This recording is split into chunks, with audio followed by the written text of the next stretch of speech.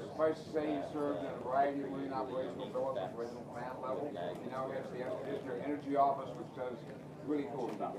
We're going to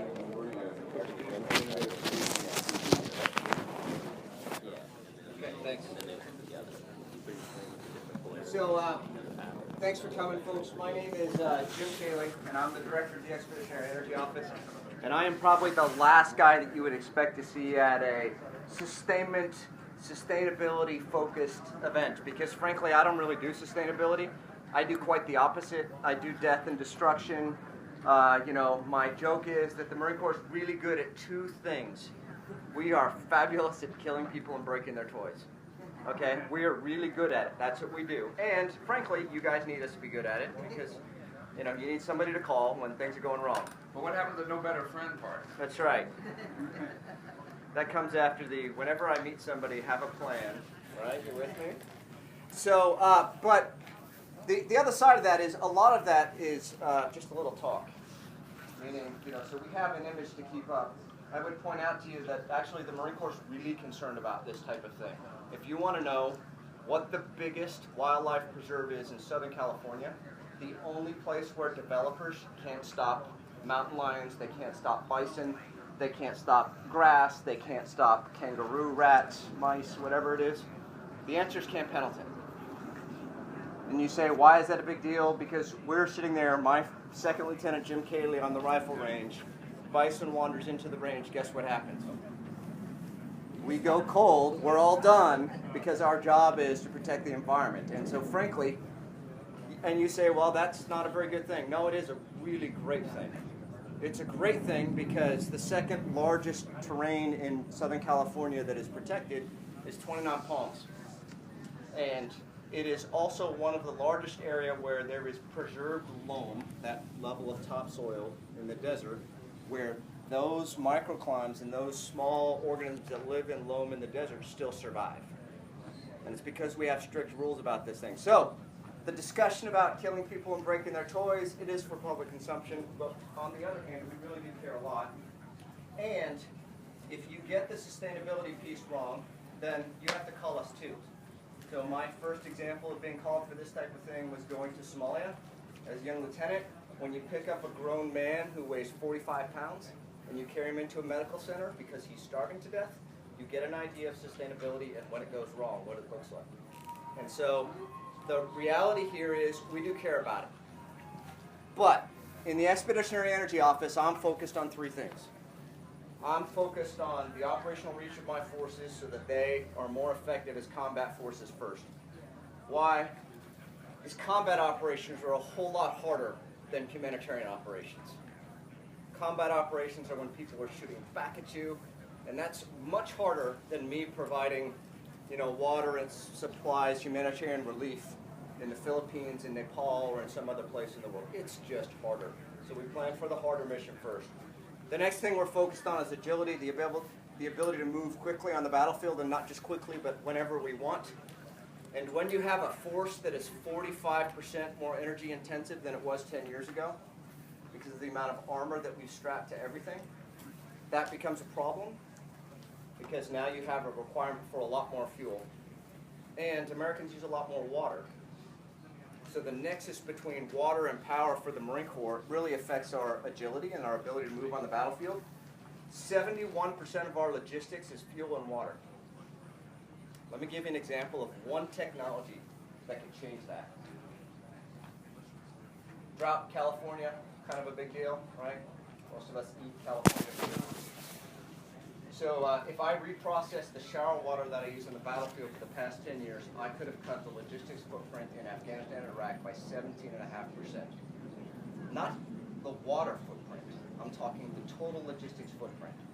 You think about how much money DoD spent in Afghanistan on logistics, a lot, more than we want to talk about in public, and then say, wow, one idea and I could produce it 17.5%. One idea.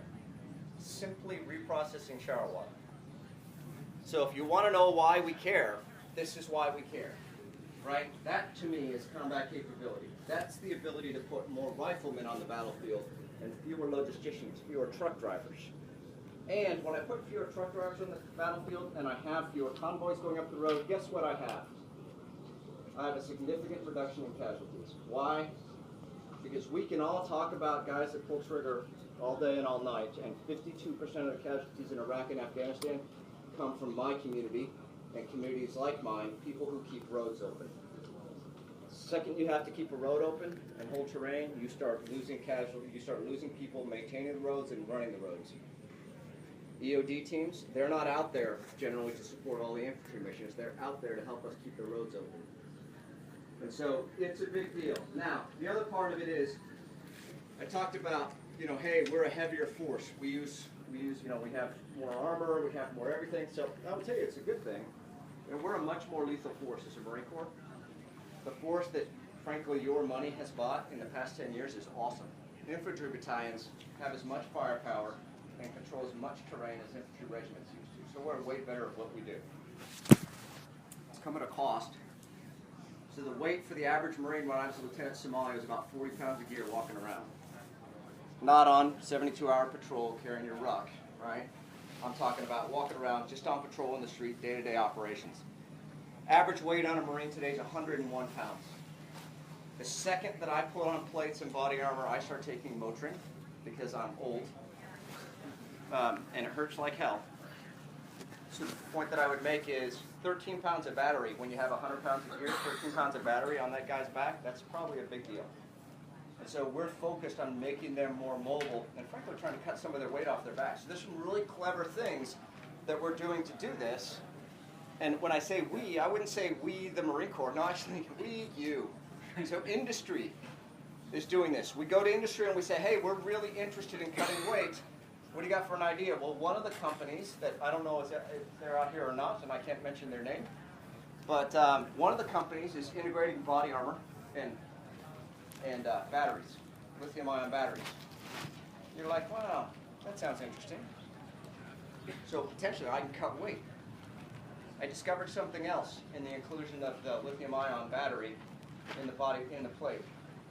When you shoot it, because we get shot at, when you shoot that plate and it's got the lithium-ion battery embedded underneath the test plate, the pressure reduction on the other side of it is 5 to 7%, which means less force makes it through the plate. You're less likely to break a rib than you were before we started. And we run into these things all the time. So there's a company that developed a backpack that goes up and down. We are integrating it into infantry systems. And we don't have the data yet. The company has given us their data, but we actually don't believe companies every the first time. We have to go check for ourselves. But the company has data that says that that backpack not only generates power, enough power to run our radios without extra batteries at all, but it reduces the impact on the Marines or the soldiers' knees or back. So we're actually with the Army now going, okay, Marines, right? 25-mile hike, ready, set, go. 12-mile hike, ready, set, go.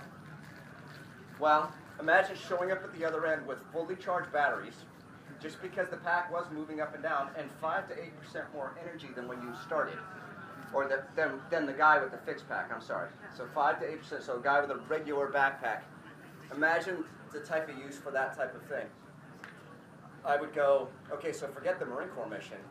Now imagine you're USAID and you got to go out someplace in Zambia in the middle of nowhere and you need to generate power. Well, here's a great solution. So assault load is a place that we're focused. Now, I started talking about these companies, but the point that I would make here is that I care a lot about what companies do, in part because I don't do that.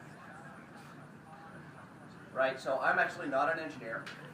I stay at a Holiday Inn regularly, which gives me access to big engineering words, and I can say things like isotropic and basically understand what it means. And I know the difference between a capacitor and a battery, and we're good to go there, and power and energy, but I'm not an engineer. So I'm a Marine officer, and I've been doing this for 27 years. And I'm not good at what industry is good at, and so one of the things that we do, the Marine Corps is good at, is we go to industry and we try to get your ideas. And we want your ideas to solve our problems. Now, I would go to you and go, whenever I talk to companies, they often walk up to me and they have a solution looking for a problem. It's not helpful. Lots of people come up to me with a solution looking for a problem, and my point to you is, if you were to walk up to me, seeing my uniform and going, hey, I got this really cool information about ship drive stuff, how interested am I going to be? Not at all. Well, lots of people approach me kind of on that level. Hey, I got this really cool toy. It does this. And they leave it to me to translate it to how it would make it better for them. I tell this to you all because one of the things when I talk to industry is I want you guys to know how to approach me and why it's useful and how you can make it useful to me. So for me particularly, on the Marine Corps' Expeditionary Energy Office website, and there's a card up there with a website on it, there is an Energy, Water, and Waste, ICD, Initial Capabilities document. It fully exposes 152 power, water, energy, waste problems that we have that we care about your answers in. Which means, if your company is interested in working with the Marine Corps, doing something with us, or showing us a technology, you can walk in and you can say, hey, you have this gap here, here, here, and here, and we can fill your gap. Now I'm interested. Right? So it's just a way to approach me, and instead of saying, hey, I got this really cool toy, going, no, no, no, this fills this gap. Like we know you really care about this, so we have something for you. As I said, it's the Energy, Water, and Waste ICD. We run an event that's kind of like this, it used to be called XFOB, now it's called the Expeditionary Energy Concept Demonstration. It's run once a year. We do technology-focused areas. The RFI for this will hit the streets in January. And I'll talk about the technology that we're going to look at this year, at least we think. But there's a difference in how this is run and how we run one. The difference is that we know that you're interested in selling stuff to us. And in the end, it's all about the bottom line and what you can sell to the Marine Corps, whether we're buying prototypes from your companies or whether we are buying a full program of record from your companies. So when